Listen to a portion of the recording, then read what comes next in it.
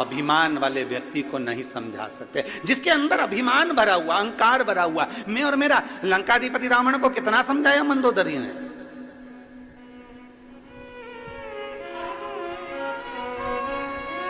लंकाधिपति रावण को विभीषण ने समझाया, मंदोदरी ने समझाया, स्वामी सीता जी को लौटा रही है, स्वामी सीता जी को लौटा दीजिए, पर अभिमान भरा हुआ था भीतर, मैं और मेरा, मैं 10 आनंद, 10 ग्रीवा, हजारों हाथ, क्या समझती है मंदोदरी तुम मुझको?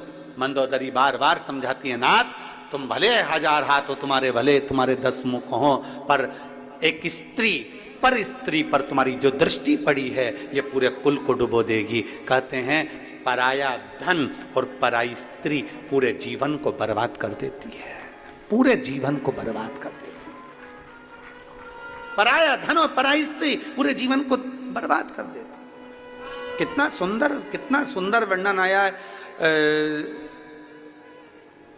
एक संत, एक भगवान का भक्त निकल कर जा रहा था, उसके साथ उसकी पत्नी थी, बड़े प्रेमी जीव थे, भगवान के विरल भक्ति में रमने वाले। जा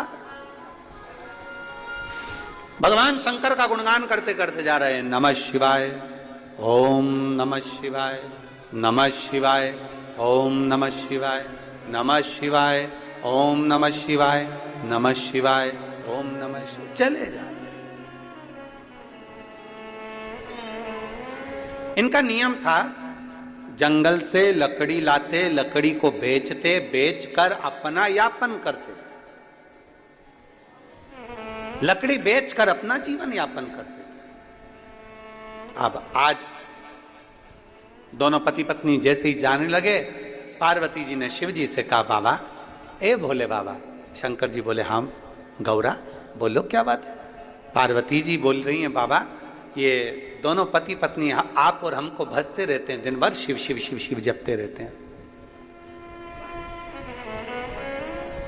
ये पति पत्नी दोनों दिन रात शंकर का नाम लेते हैं। बाबा बहुत तकलीफ में, आप कृपा कर दो ना, इनको थोड़ा बहुत धन दे दीजिए ना, आपके कुबेर के खजाने में से, कुबेर के भंडार में से थोड़ा सा धन इनको दे दो। शंकर भगवान पार्वती जी से बोले, पार्वती मैं दे तो दूंगा, पर इनके भाग्य में अभी धन श्रेष्ठ नहीं है, इनके भाग्य में भी धन श्रेष्ठ नहीं है।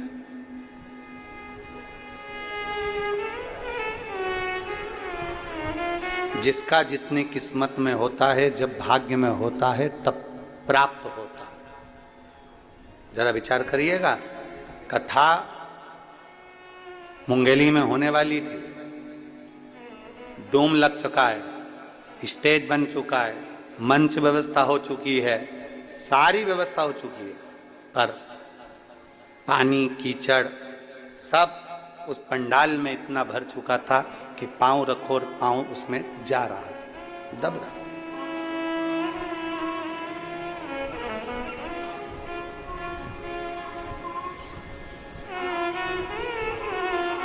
ऐसा नहीं है कि प्रशासन नहीं चाहता कि कार्यक्रम नहीं हो, अपने क्षेत्र में कार्यक्रम हो, ये तो प्रशासन भी चाहता है। क्षेत्र के चाहे कलेक्टर हो, एसपी हो, एसएसपी हो, कमिश्नर हो, आईजी हो, डीएसपी हो, एसडीएम हो, हर तहसीलदार हो, हर टीआई, सब चाहते हैं कि हमारे क्षेत्र में भी बाबा की कथा हो। ऐसा नहीं कि नहीं चाहते, पर उनका भी एक भाव होता है कि सुरक्षित हो, सुरक्षा पहले, क्योंकि देखा हुआ है अभी भिलाई में जो कथा हुई है, भिलाई में 3 बार पहले कथा हो चुकी है, पर आपने देखा होगा ये जो चौथी कथा भिलाई में हुई, जो 3 कथा हुई है, उन कथा से भी ज्यादा भीड़, ज्यादा भक्त भिलाई की इस कथा में पहुंच गए, और इतने भक्त पहुंचे कि पूरी रोडों पर चारों तरफ भक्त भरे हुए थे।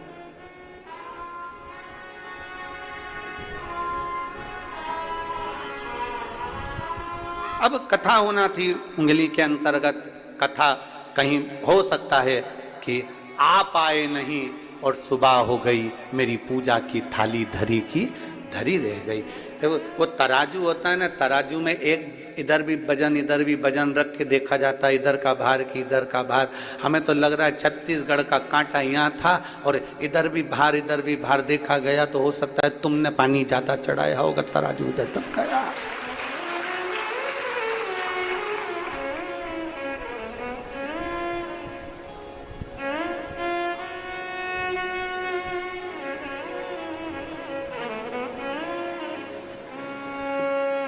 जैसे कथा यहाँ हो रही है वैसी की वैसी वहां पर भी प्रशासन ने उनसे कहा कि देखो आप चाहो तो एक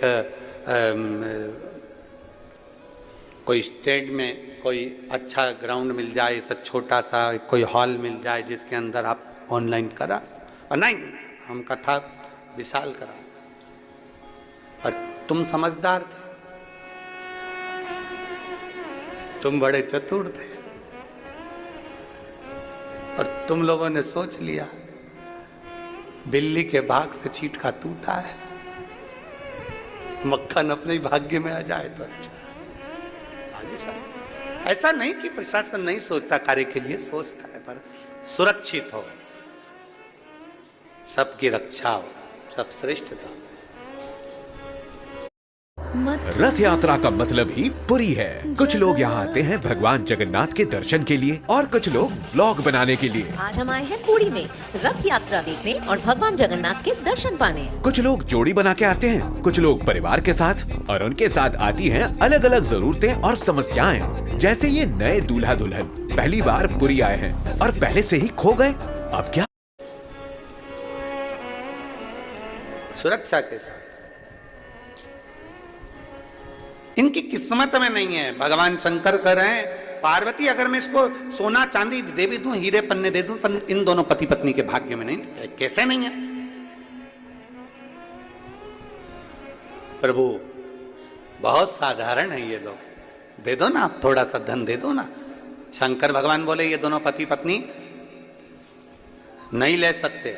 मुझे मेरा विश्वास कहता है शंकर की आराधना करने वाला, शंकर की उपासना करने वाला ये दूर रहता है, पर धन से भी दूर होगा और पर स्त्री से भी दूर होगा, नहीं ले सकते। पार्वती जी बोली मेरे को 2 धन में क्या दो। पार्वती जी ने एक लाल कपड़े में थोड़ा सा आभूषण, माणिक मोती, सोना चांदी, हीरा पन्ना बांधा और रास्ते में डाल दिया। जहां रास्ते से ये दोनों जा रहे थे, दोनों अलमस्त होकर नमः शिवाय, ओम नमः शिवाय, नमः शिवाय, ओम नमः शिवाय, नमः शिवाय, ओम नमः शिवाय बोलते बोलते जा रहे थे। इतने में पति की दृष्टि उस धन पर पड़ गई। पत्नी थोड़ी पीछे थी, पति की दृष्टि पड़ी धन पर। पति ने देखा किसी का सामान गिर गया है, सोना चांदी।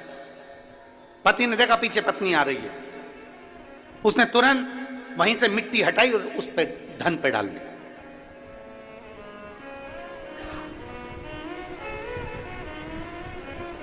पत्नी ने पूछा आते से क्या कर रहे हो?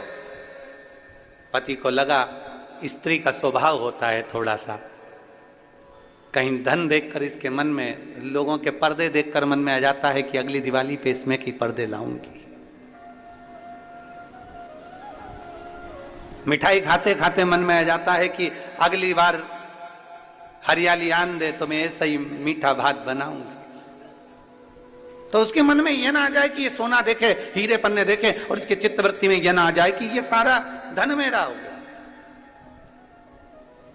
ये सारी संपदा मेरी हो गई। ना ना। पत्नी ने पूछा क्या कर रहे हो? पति बोले कुछ नहीं। स्त्री ने कहा मुझे मालूम है तुम क्या कर रहे हो। पत्नी बोली मुझे मालूम है तुम क्या कर रहे हो। पति ने पूछा क्या कर रहा हूं? पत्नी बोली मिट्टी को मिट्टी में दबा रहा। पति की आंख में से आंसू बह गए। मैं अपनी पत्नी को समझ नहीं पाया, वो जान गई थी ये सोना मिट्टी है, दूसरे की दौलत हमारे लिए धूल की तरह है, दूसरे का धन हमारे लिए धूल की तरह है, दूसरे की संपदा हमारे लिए धूल की तरह है, दूसरे का पड़ा हुआ पैसा हमारे लिए धूल की तरह है।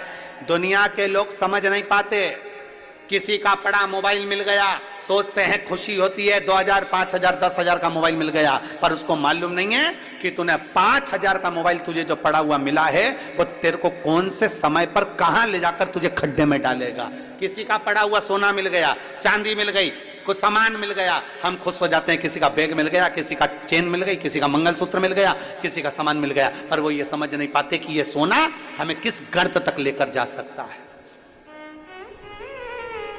किस गर्त तक लेकर जा सकता है।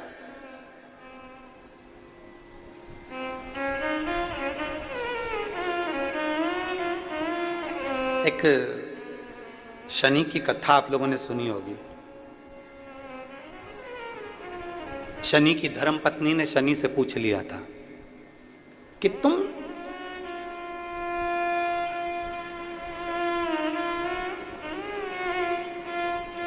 किसको बर्बाद करते हो। शनि कहते हैं बुरे कर्म वालों।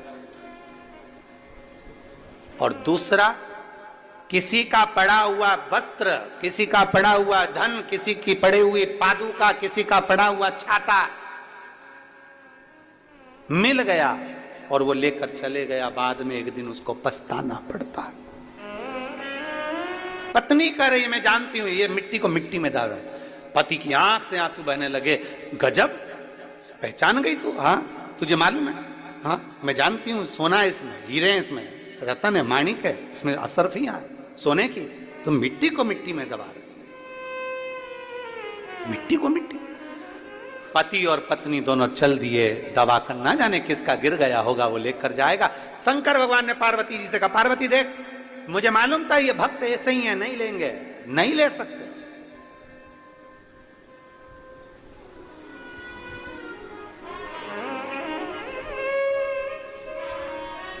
दो व्यक्ति होते हैं, एक का सामान चोरी चले गया और दूसरा होता है जिसने चोरी कर लिया। जिसका सामान चले गया वो 6 महीने में, 8 महीने में, 1 साल में वो वापिस चेन बनवा लेता है, वापिस मंगलसूत्र बनवा लेता है, भगवान इतना उसको दे देता है। पर जो चोट्टा होता है ना, वो परमानेंट चोट्टा होता है। वो इतनी बार चोरी कर लिया तो भी वो सेठ नहीं बन पाया, चोर की चोर ही रहा, चोर की चोर रहा। लाखों का सामान चुरा लिया तो भी चोट्टा की चोट्टा ही दिया।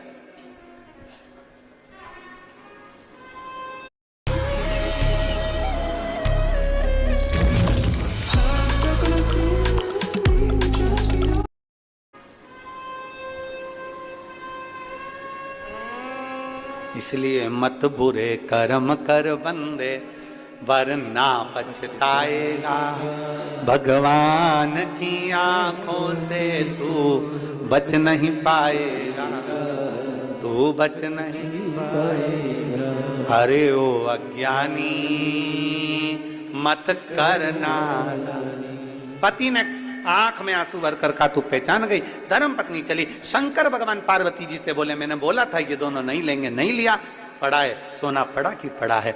आगे चले, शंकर पार्वती के भक्त दोनों आगे बढ़े, आगे बढ़े। जलवृष्टि होने लगी, पानी गिरने लगा। पानी इतना गिरा कि लकड़ी पूरी गीली हो गई। लकड़ी गीली हो गई तो वो लकड़ी का बंडल लाए नहीं तो बिका नहीं, बिका नहीं तो भोजन मिला नहीं।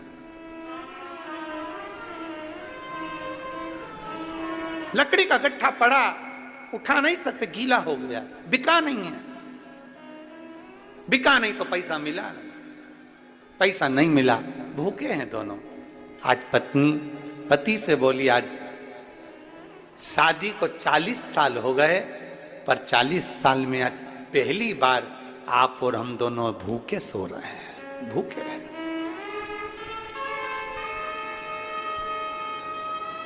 शादी के 40 साल हो गए, पर 40 साल में आज पहली बार आप और हम दोनों भूखे सो रहे हैं, दोनों भूखे सो रहे हैं।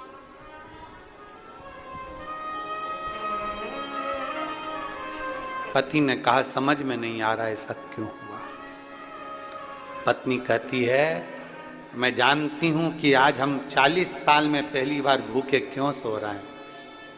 पत्नी कहती है, मैं जानती हूं 40 साल में आज पहली बार हम भूखे क्यों सो रहे हैं। पति ने पूछा, क्यों? पत्नी कहती है, दूसरे के पड़े हुए धन को हमने छू लिया था, इसलिए आज हमें भूखा सोना पड़ रहा है। दूसरे के पड़े हुए धन को मात्र हमने छुआ था, इसलिए हमें भूखा सोना पड़ रहा है। शिव महापुराण की कथा कहती है, भाई ज्यादा हिस्सा ले लिया, छोटे को कम दे दिया, मंझले को ज्यादा दे दिया, संजले को कम दे दिया, बड़े को कम दे दिया, छोटे को कम दे दिया, किसी को ज्यादा मिल गया, किसी को कम दे दिया। किसी सास ने अपना जेवर एक बहू को ज्यादा दे दिया, एक बहू को कम दे दिया। कभी ससुर ने अपनी प्रॉपर्टी किसी को ज्यादा दे दी, किसी को कम दे दी। इसमें आप दुखी मत होना, आपको दुख होने की जरूरत नहीं है, आपको तकलीफ में भोगने की जरूरत नहीं है। दुख उसको हो जिसने धन को बांटा है, उसने सोचना था कि हमारी गति क्या होना है, उसको सोचना था हमारी गति क्या है। अगर 4 लड़के हैं बराबर का, 4 बेटियां हैं बराबर की, 5 बेटे हैं बराबर का, 5 है। यहां तक शिव पुराण की कथा कहती है, भागवत जी में यहां तक वर्णन आता है कि यशोदा मैया अपने लाला को जितना माखन देती थी, उतना माखन दाऊजी महाराज को भी देती थी। मनसूखा आ जाता था, मनसूखा को देती थी। श्रीदामा आ जाता था, श्रीदामा को देती थी। जो आ जाता उसको माखन दे देती। जो सम्मुख में आया, माता यशोदा ने अपना अपना जो भाग था उसमें से श्रेष्ठ श्रेष्ठ भाग सबको दे देती थी, बराबर का, कोई ज्यादा नहीं। शिव महापुराण की कथा यहां तक कहती है, तुम्हारा बच्चा अगर बिस्कुट खा रहा है और तो उसका दोस्त आ गया ना, तो पहला फर्ज मां का बनता है कि उसमें से आधे बिस्कुट उस दोस्त को दे, क्योंकि भोजन करते समय आया है क्रमशः।